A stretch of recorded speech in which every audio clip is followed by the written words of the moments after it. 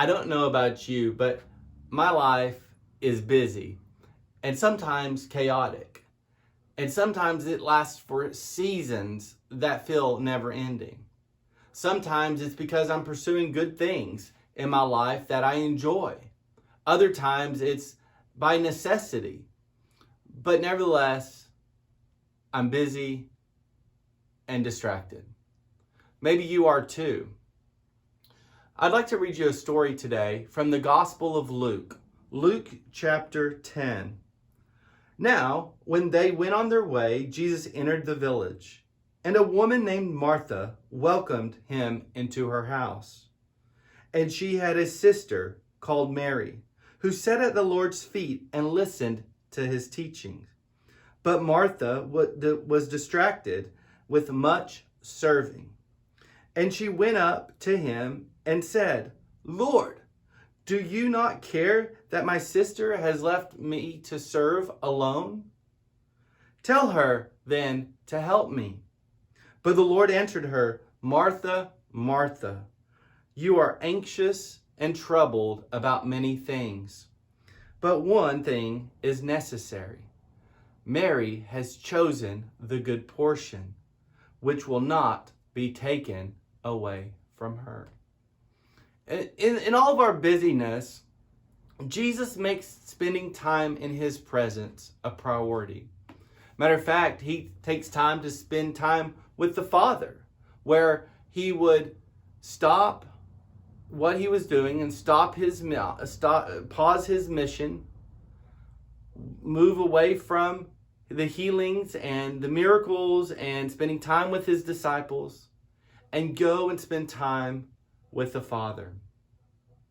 In the midst of our busy lives, that's very difficult for us sometimes. But for us to grow in our relationship with Jesus, the Father wants us to take that time to spend with him. And how do we do that? Well, we do that by spending time in God's Word, meditating on God's Word.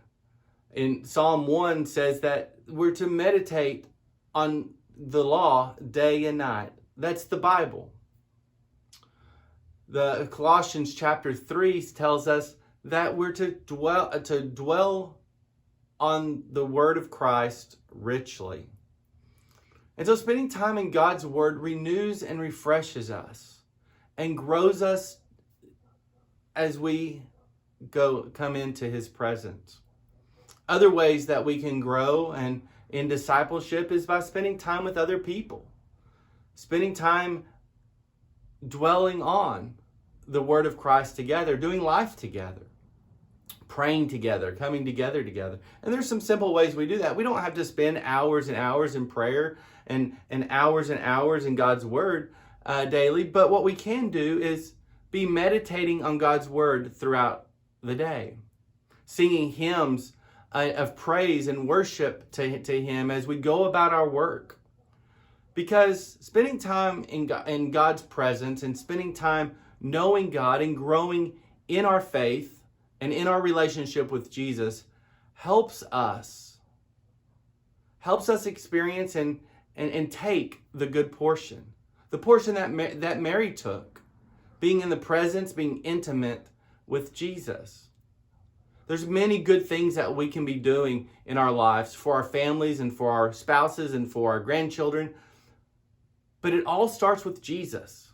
Spending time with Jesus. Spending time with Jesus changes our hearts and our attitudes because the Spirit's at work within us.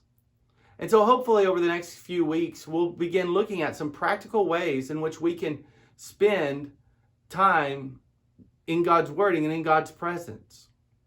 Before we get there, though, we will jump into understanding what it is to become and to serve and how we multiply.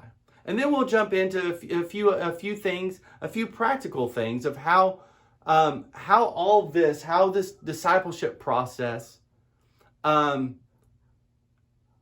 becomes a part of our everyday life.